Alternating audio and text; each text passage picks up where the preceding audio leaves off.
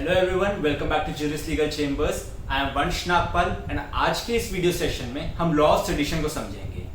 So basically sedition का मतलब क्या होता है and law of sedition India में क्या है, इसकी पनिशमेंट क्या होती है, इसे किस तरीके से यूज किया जाता है और इसका क्या मिसयूज होता है, इसे अबॉलिश करने के लिए क्या आर्ग्यूमेंट्स दिए जा रहे हैं, सुप्रीम कोर्ट का इसमें क्या ओपिनियन है, जुडिशियल ओपिनियन क्या है, इसके अलावा लॉ कमीशन ऑफ इंडिया का इस पर क्या ओपिनियन है एंड एट लास्ट हम आज की इस वीडियो का कंक्लूजन समझेंगे। वैसे तो कहते हैं कि अगर कोई बच्चा लॉ करना चाहता है तो आप उसे सेडिशन का सेक्शन पढ़वा दो, देयर आर फेयर चांसेस कि वो लॉ करने का आइडिया ड्रॉप कर देगा। बट आई एश्योर यू कि आज की इस वीडियो को देखने के बाद ना आपको सिर्फ सेडिशन अच्छे से समझ आ जाएगा बट ऑल्सो आप इसे दोबारा कभी नहीं भूलेंगे। So let's begin the video. So let's understand the meaning of the term sedition. Sedition का मतलब होता है ऐसा कोई भी कंडक्ट या स्पीच जिससे लोग प्रोवोक हो जाए to rebel against the authority और मोनार्क। अगर स्टेट की किसी अथॉरिटी से या फिर किसी डिक्टेटर या किंग के साथ कोई विद्रोह करता है और ऐसे कोई कंडक्ट की वजह से या किसी स्पीच की वजह से विद्रोह करता है तो उस कंडक्ट या स्पीच को सेडिशन बोलते हैं।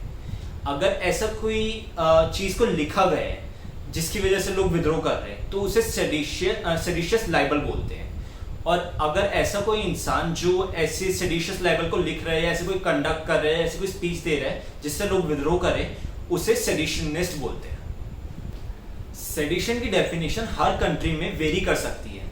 Just for example United kingdom में अगर ऐसा कोई एक्ट या ऐसे कोई स्पीच की वजह से हिज मेजेस्टी या उनके लीगल एयर्स या फिर उनके सक्सेसर्स या गवर्नमेंट या कॉन्स्टिट्यूशन, यूनाइटेड किंगडम के कॉन्स्टिट्यूशन के खिलाफ हेट्रेड पैदा होती है तो उस एक्ट को सेडिशन बोलते हैं। On the other side Germany जैसी कंट्री में अगर किसी पर्टिकुलर ग्रुप के लोगों के साथ, किसी पर्टिकुलर रेस या रिलीजन के लोगों के अगेंस्ट हेट्रेड पैदा करी जाती है किसी कंडक्ट या स्पीच से, तो उस कंडक्ट और स्पीच को सेडिशन बोलते हैं। इंडिया जैसी कंट्री में कोई भी एक्ट या फिर कोई भी स्पीच या कंडक्ट सेडिशन सिर्फ तब कहलाएगा जब उससे गवर्नमेंट के लिए डिसअफेक्शन बढ़ती है। So let's understand sedition in India. 1837 में थॉमस मैकॉले ने सेडिशन लॉ को ड्राफ्ट किया था, बट 1860 में जब आईपीसी को ड्राफ्ट कर रहे थे, इंडियन पीनल कोड को जब ड्राफ्ट कर रहे थे, उस टाइम पे सेडिशन को एज एन ऑफेंस नहीं माना गया था।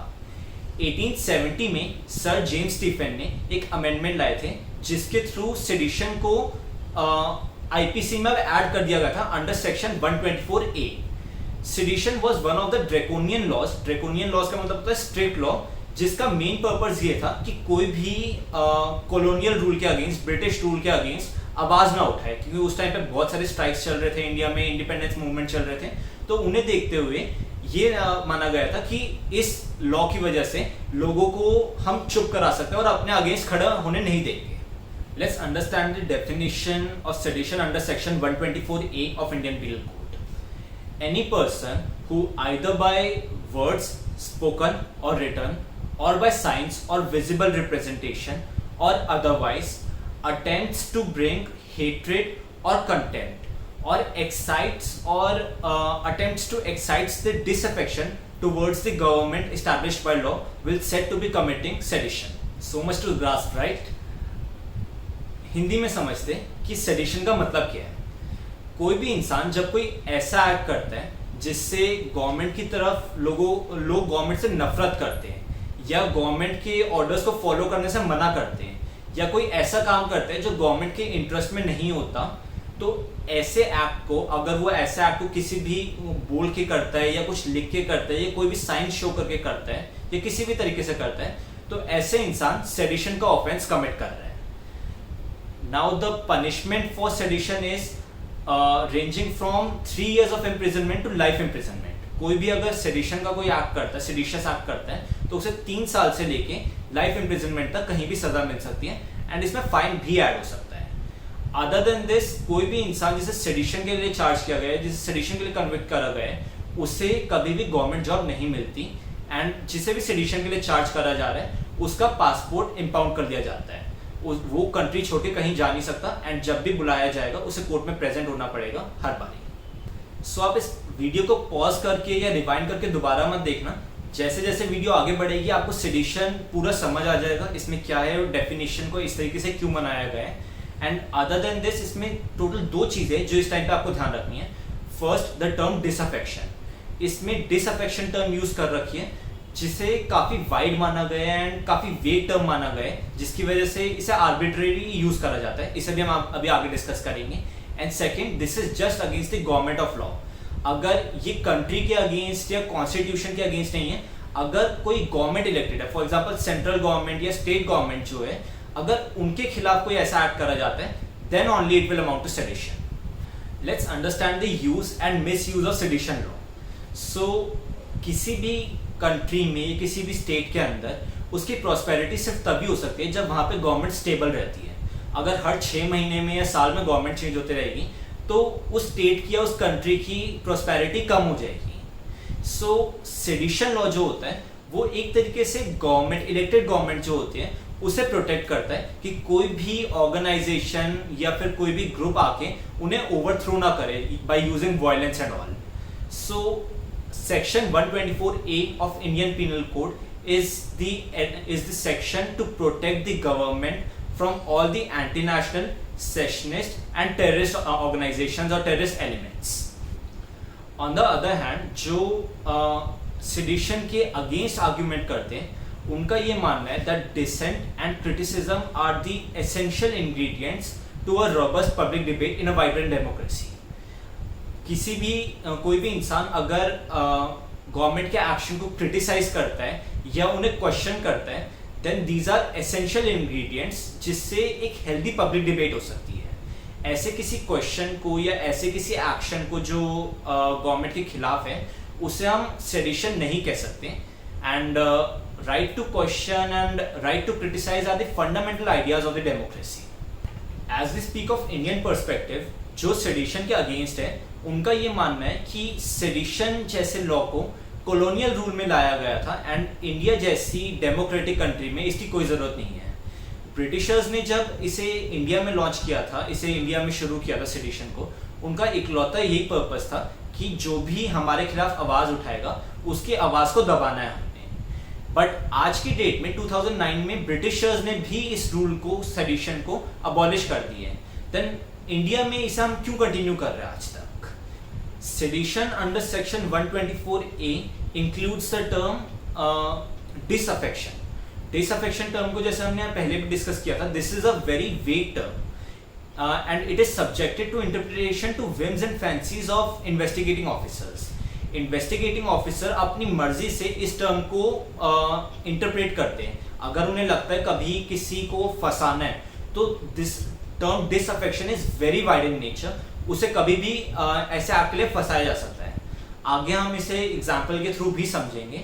बट इस टर्म की वजह से, डिसअफेक्शन टर्म की वजह से, this section becomes arbitrary in nature. On the other hand, जो लोग इंडिया में ये मानते हैं कि सेडिशन को होना चाहिए, सेडिशन को रहना चाहिए, उनका ये मानना है that in many districts of many states in India there are Maoist groups and rebel groups जो पैरेलल एडमिनिस्ट्रेशन चलाते हैं एंड वो ओपनली ये बात बोलते हैं कि हम सरकार को चेंज कर देंगे, हम सरकार को गिरा देंगे और जो भी मतलब सरकार में आएगा या फिर ये वाली सरकार आएगी तो हम इसके अगेंस्ट काम करेंगे। सो ऐसे ग्रुप्स को देखते हुए या फिर ऐसी सिचुएशन को देखते हुए इंडिया जैसी कंट्री में जहाँ लोग थोड़ा सा ज़्यादा जल्दी प्रोवोक हो जाते हैं, वहाँ पे सेडिशन जैसे लॉ को होना चाहिए। Moving on to our next topic, abolition of sedition.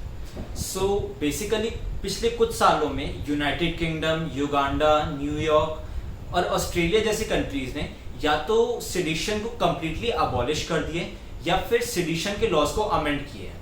In fact I quote the words of Claire Ward who was the parliamentary under secretary of state at the ministry of justice.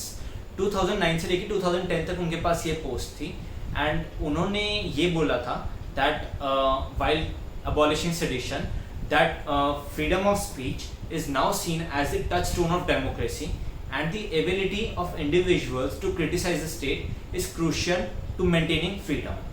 इसके साथ साथ उन्होंने ये भी add किया था that the existence of these obsolete offences in this country had been used by other countries as justification for the retention of similar laws which have been actively used to suppress political and restrict press freedom.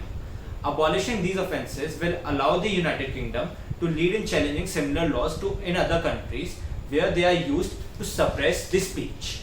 So Claire Ward ने भी यही चीज़ बोली थी कि हम लोगों के sedition को अडॉप्ट करने की वजह से वर्ल्ड में काफ़ी कंट्रीज ने सेडिशन को आज तक अडॉप्ट कर रखा है, एंड काफ़ी कंट्रीज इसे आज के डेट में भी पॉलिटिकली अपने आप को बढ़ावा देने के लिए और कोई इनके अगेंस्ट वॉइस रेज ना करे उसके लिए यूज़ कर रही है.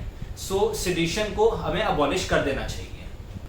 इनफैक्ट महात्मा गांधी जी ने भी सेडिशन को टारगेट करते हुए यही बोला था that section 124A of Indian penal code is the prince amongst the political sections of the Indian penal code designed to suppress the liberty of the citizens. Jawaharlal Nehru ji का भी यही मानना था that this provision of sedition is obnoxious in nature and it is highly objectionable. The sooner we get rid of this the better. तो नेहरू जी और गांधी जी दोनों ही चाहते थे कि सेडिशन लॉ को हटा दिया जाए. इसके अलावा सेडिशन को अबॉलिश करने के लिए कुछ मेन आर्ग्यूमेंट्स ये भी थे कि पॉलिटिकल पार्टीज इसे मिसयूज करती है सेडिशन का, ताकि पॉलिटिकल पार्टीज के अगेंस्ट कोई अपनी वॉइस रेज ना करे. And also this is very wide in nature, जिसकी वजह से इसका ब्लेटेंटली यूज किया जाता है. वेरी वाइड इन नेचर, जैसे मैंने आपको डिसअफेक्शन टर्म बताया था, इस वजह से इसे कहीं पे भी जब भी पॉलिटिकल पार्टीज अपने हिसाब से अपने बेनिफिट के लिए दूसरों की वॉइस को ऑप्रेस करती है. अदर देन दिस ये बोला गया था कि इंडिया के अंदर अनलॉफुल एक्टिविटीज प्रिवेंशन एक्ट और chapter 6 of Indian penal code which is about offences against state, इनमें ऑलरेडी इतने प्रोविजंस है which can protect the national integrity. तो अलग से सेडिशन के लिए सेक्शन 124A की जरूरत नहीं है इंडिया में. Let's understand the stand of supreme court in this. Judicial opinion को समझते हैं. सो 1962 में Kedarnath versus state of Bihar के केस में सेडिशन की कॉन्स्टिट्यूशनैलिटी को चैलेंज किया गया था. It was contended that this section is violative of freedom of speech and expression. तो इस केस में ये हेल्ड किया गया था that a citizen has a right to say और write whatever he likes about the government or its measures by way of criticism or comment, so long as it does not incite people to violence against the government established by law or with the intention of creating public disorder. A person could be prosecuted for sedition only if his acts caused incitement to violence or intention or tendency to create public disorder or cause disturbance of public peace. So इस case में भी supreme court का यही मानना था कोई भी act sedition सिर्फ तब होगा जब उस एक्ट से वो इंसान लोगों को वायलेंट होने के लिए या फिर लोगों को गवर्नमेंट के अगेंस्ट, गवर्नमेंट को ओवरथ्रो करने के लिए प्रोवोक करे. अदरवाइज कोई भी क्रिटिसिज्म या कोई भी कमेंट गवर्नमेंट के अगेंस्ट जो होगा उसे हम सेडिशन नहीं कह सकते. Let's understand this with the help of an example. मैं 2 स्टेटमेंट्स बोलूंगा एंड मैं चाहता हूं आप इन दोनों स्टेटमेंट्स को ध्यान से सुनो और समझो. First statement, let's teach these politicians a lesson, gather the weapons and spread the word.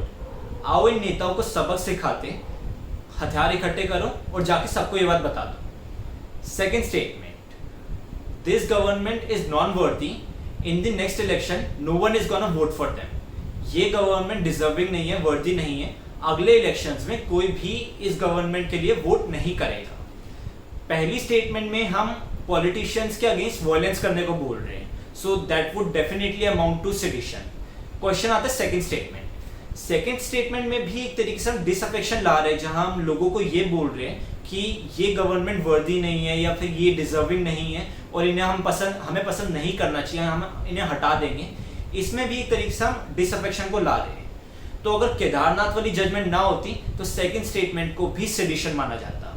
Kedarnath वाली जजमेंट ने ये क्लियर कर दिया कि अगर वायलेंस होगी या फिर वायलेंस करने की बात हो रही होगी तभी ऐसे एक्ट को या ऐसी स्पीच को सेडिशन बोला जाएगा.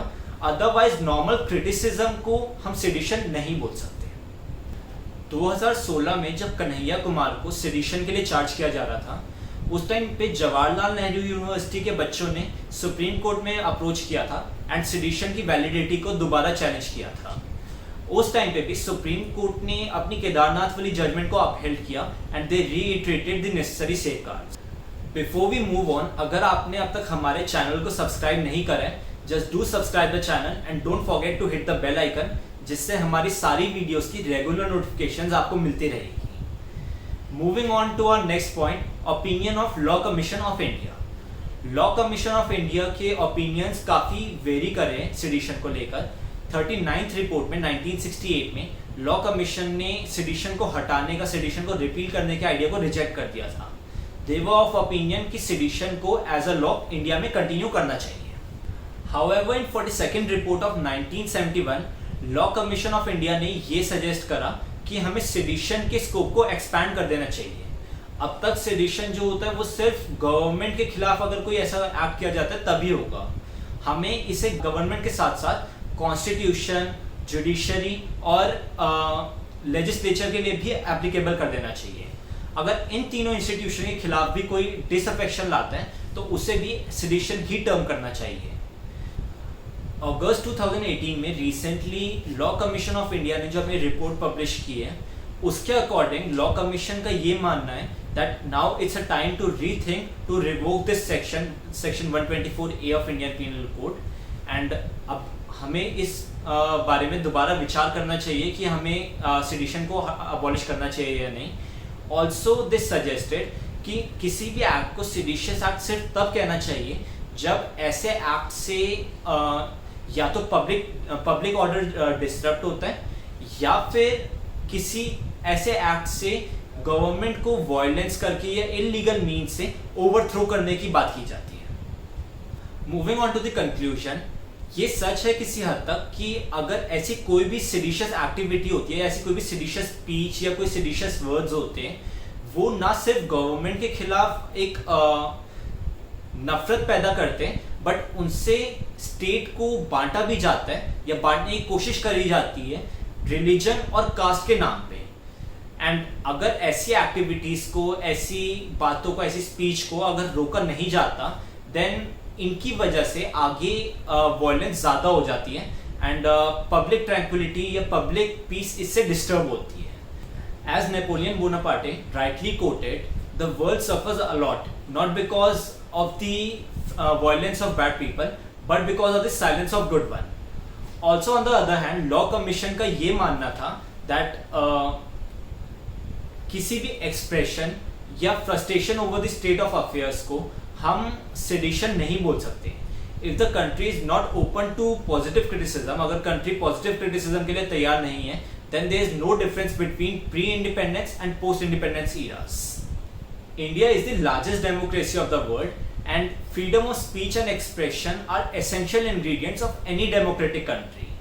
तो अगर कोई भी एक्ट, एक्सप्रेशन या कोई स्पीच गवर्नमेंट की पॉलिसी से corroborate नहीं कर रही या स्टेट की पॉलिसीज के अकॉर्डेंस में नहीं है, just on this mayor ground उसे हम सेडिशन कह के पनिश नहीं कर सकते। सो आई होप आपको सेडिशन का सारा कंसेप्ट क्लियर हो गया होगा। अब आप मुझे नीचे कमेंट करके बताइए कि आपके हिसाब से सेडिशन को इंडिया में कंटिन्यू रखना चाहिए, अबॉलिश कर देना चाहिए या अमेंड करना चाहिए। ऑल्सो अगर आपको आज की ये वीडियो पसंद आई है, just don't forget to like the video and don't forget to share the video. Thank you so much.